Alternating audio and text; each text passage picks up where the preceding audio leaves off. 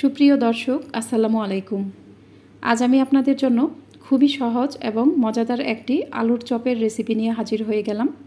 এই আলুর চপটি খেতে অনেক বেশি মজার হয় এবং এই চপটি বানানো খুবই সহজ।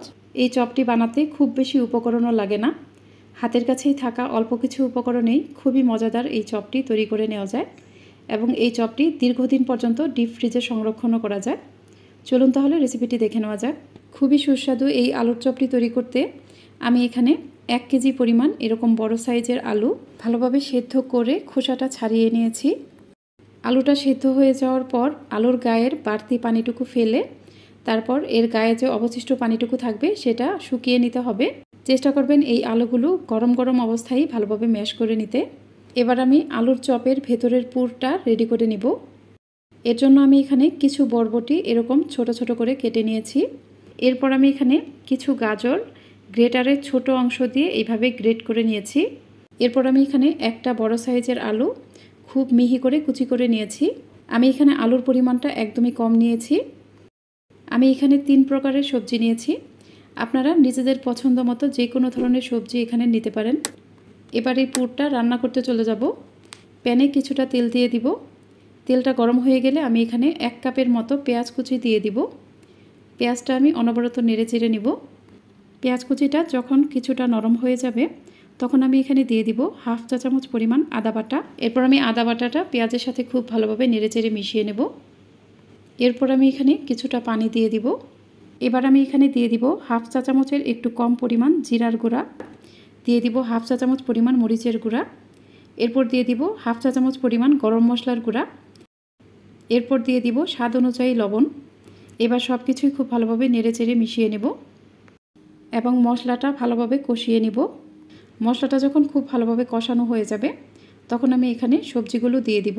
সবজিগুলো আমি নেড়ে চেড়ে মশলার সাথে খুব ভালোভাবে মিশিয়ে নেব। এই সবজিটা রান্না করার সময় আমি কিন্তু প্যানটা ঢাকনা দিয়ে ঢেকে দিব না। ঢাকনা ছাড়াই আমি এই সবজিটা চুলার মিডিয়াম আঁচে ভালোভাবে রান্না করে নেব। সবজিটা কিছুক্ষণ ভেজে নেওয়ার পর আমি এখানে কিছু কাঁচামরিচ কুচি দিয়ে দিব। এখানে ঝালের পরিমাণটা আপনারা অবশ্যই নিজেদের টেস্ট অনুযায়ী দিবেন। সবজিটা যখন অনেকটা সেদ্ধ হয়ে যাবে তখন আমি এখানে 1 টেবিল চামচ পরিমাণ টমেটো সস দিয়ে দিব। এরপর আমি সব কিছুই ভালোভাবে নেড়ে চেড়ে মিশিয়ে নেব। আপনারা অবশ্যই এই সবজিটা ঢাকনা ছাড়াই রান্না করবেন। ঢাকনা দিয়ে ঢেকে দিলে কিন্তু সবজির কালার নষ্ট হয়ে যেতে পারে। আমার এই সবজি রান্নাটা কিন্তু প্রায় হয়ে গেছে। এ পর্যায়ে আমি এখানে ডিম ভেঙে দিব। আমি একটা বাটিতে 2টা ডিম ভেঙে নিয়েছি। ডিমগুলো আমি খুব ভালোভাবে ফেটিয়ে নিব। এবার এই ফেটিয়ে নেওয়া ডিমের অংশটুকু আমি সবজির উপরে দিয়ে দিব এবং খুব ভালোভাবে নেড়ে চেড়ে নিব। এ পর্যায়ে এই সবজিটা অনবরত নেড়ে চেড়ে দিতে হবে যেন ডিমটা সবজির সাথে খুব ভালোভাবে মিশে যায়। আমি এই সবজিটা অনবরত নাড়তে থাকব।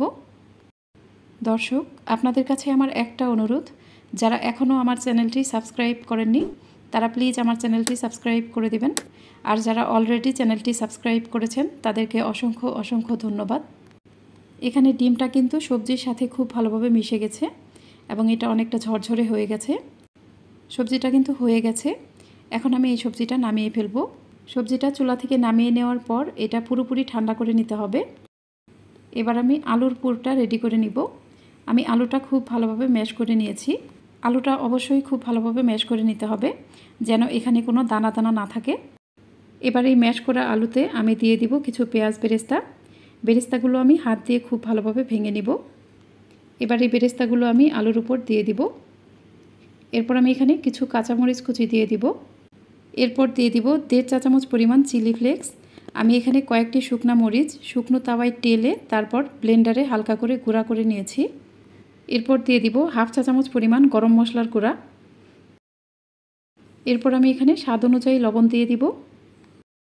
এবার সব কিছুই খুব ভালোভাবে হাত দিয়ে মেখে নিব। চেষ্টা করবেন এটা হাত দিয়েই ভালোভাবে মেখে নিতে। আলুটা ভালোভাবে মেখে নেওয়ার পর আমি একটা বাটিতে 2টা ডিম ভেঙে নিয়েছি। ডিমগুলো আমি খুব ভালোভাবে ফেটিয়ে নিব। এরপর আমি এখানে কিছু টোস্ট বিস্কিটের গুঁড়া নিয়েছি। বিস্কুটগুলো আমি ব্লেন্ডারে ভালোভাবে গুঁড়া করে নিয়েছি।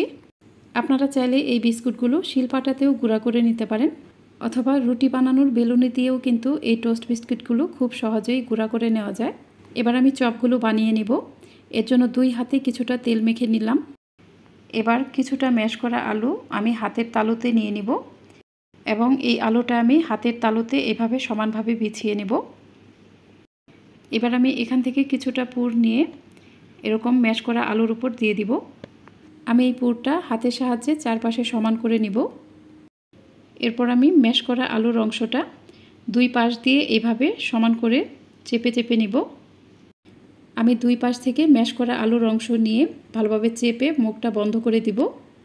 আমি এই আলুর চপটা লম্বা আকৃতির শেপ দিব। আপনারা নিজেদের পছন্দ মতো যে কোনো ধরনের শেপে এই চপটা বানিয়ে নিতে পারেন। এই চপটা দুই হাত দিয়ে চেপে চেপে খুব মসৃণ করে বানিয়ে নিতে হবে, যেন এখানে কোনো ফাটা দাগ না থাকে। চপের গায়ে ফাটা দাগ থাকলে এগুলো ভাজার সময় কিন্তু ভেঙে যেতে পারে, তাই অবশ্যই চপটা খুব মসৃণ করে বানিয়ে নিতে হবে। চপটা বানিয়ে নেওয়ার পর আমি এটা ফেটিয়ে নেওয়া ডিমের মাঝে দিয়ে দিব এবং ডিমের সাথে এই চপটা খুব ভালোভাবে কোট করে নিব। ডিমের সাথে চপটা ভালোভাবে কোট করে নেওয়ার পর আমি এই চপটা বিস্কিটের গুঁড়ার মাঝে দিয়ে দিব। আমি বিস্কিটের গুঁড়াটা চপের সাথে খুব ভালোভাবে মিশিয়ে নেব। বিস্কিটের গুঁড়াটা চপের সাথে ভালোভাবে মিশিয়ে নেওয়ার পর আমি এটা একটা প্লেটে রেখে দিব। এভাবে আমি সবগুলো চপ বানিয়ে নেব। আমি কয়েকটি চপ বানিয়ে নিয়েছি। এবার আমি এই চপগুলো নর্মাল ফ্রিজে রেখে দিব 1 ঘন্টার মতো। এই চপগুলো নর্মাল ফ্রিজে রেখে দেওয়ার পর আমি বাকি চপগুলো বানিয়ে নেব। আমি এখানে আরেকটা বিষয় বলে রাখি, আপনারা এই চপগুলো একটু ছোট ছোট সাইজ করে বানাবেন এবং চপের ভেতরে পুরের পরিমাণটা বেশি দিবেন, তাহলে এই চপটা খেতে অনেক বেশি ভালো লাগবে। আমি বাকি চপগুলো বানিয়ে নিয়েছি। আপনারা যদি এই চপগুলো ডিপ ফ্রিজে সংরক্ষণ করতে চান, তাহলে এই চপগুলো এরকম ফাঁকা ফাঁকা করে ডিপ ফ্রিজে 2 ঘন্টার মতো রেখে দিবেন। 2 ঘন্টা পর এই চপগুলো ফ্রিজ থেকে বের করে নেবেন। ডিপ ফ্রিজে রাখার পর এগুলোতে বরফ জমে একদম শক্ত হয়ে যাবে। এ পর্যায়ে আপনি এই আলুর চপগুলো যে কোনো বক্সে অথবা জিপলক ব্যাগে 1 মাস পর্যন্ত ডিপ ফ্রিজে সংরক্ষণ করতে পারবেন। ভাজার আগ মুহূর্তে আপনি এই আলুর চপগুলো ডিপ ফ্রিজ থেকে বের করে সাথে সাথেই ভেজে নেবেন। আমি এই আলুর চপগুলো কিছু ডিপ ফ্রিজে সংরক্ষণ করব, আর কিছু আলুর চপ আমি নর্মাল ফ্রিজে 1 ঘন্টা রেখে তারপর আমি এগুলো ভেজে নেব। আপনারা যদি এই আলুর চপগুলো সাথে সাথে ভেজে নিতে চান, তাহলে এগুলো 1 ঘন্টার মতো নর্মাল ফ্রিজে রেখে দিবেন। 1 ঘন্টা পর আলুর চপগুলো ফ্রিজ থেকে বের করে তারপর ভেজে নেবেন। দেখবেন চপগুলো খুব সুন্দর হবে। 1 ঘন্টা পর আমি চপগুলো ভাজতে চলে যাব। প্যানে পর্যাপ্ত পরিমাণ তেল গরম করে নিয়েছি। তেলটা যখন মিডিয়াম গরম হবে তখন আমি এখানে আলুর চপগুলো দিয়ে দিব। এর এক পাশ যখন হয়ে যাবে তখন আমি এগুলো উল্টে দিব। চুলার খুব কম আছে কিন্তু আলুর চপগুলো ভাজা যাবে না, তাহলে এগুলোর ভিতর তেল ঢুকে যাবে। তাই চুলার মিডিয়ামের থেকে একটু বেশি আছে এই আলুর চপগুলো ভেজে নিতে হবে। আমি এই আলুর চপগুলো উল্টে পাল্টে সোনালি কালার করে ভেজে নেব। আমি এই প্রথম ব্যাচের আলুর চপগুলো ভাজার পুরোটা ভিডিও আপনাদের সাথে শেয়ার করতে পারিনি, কারণ এখান থেকে কিছুটা ভিডিও স্কিপ হয়ে গিয়েছিল। এজন্য আমি আরও 2টা আলুর চপ ভেজে আপনাদের দেখিয়ে দিচ্ছি। চুলার মিডিয়ামের থেকে একটু বেশি আছে আমি এই আলুর চপগুলো ভেজে নেব। আমি উল্টে পাল্টে এগুলো সোনালি কালার করে ভেজে নেব। আলুর চপগুলো হয়ে গেছে, এখন আমি এগুলো উঠিয়ে ফেলব। দেখুন আমার আলুর চপগুলো দেখতে কতটা সুন্দর হয়েছে। এই আলুর চপগুলো খেতেও কিন্তু অনেক বেশি মজার হয়। আপনারা অবশ্যই এইভাবে একবার বাসায় ট্রাই করবেন। দেখবেন বাসার ছোট বড় সবাই এই আলুর চপগুলো খেতে অনেক বেশি পছন্দ করবে। চপগুলো আমি ভেজে নিয়েছি। একটা চপ হাতে নিয়ে এর ভেতরের অংশটা আমি আপনাদের দেখিয়ে দিচ্ছি। দেখুন চপের ভেতরটা কতটা সুন্দর হয়েছে। এই চপ খেতেও কিন্তু অনেক বেশি মজার হয়।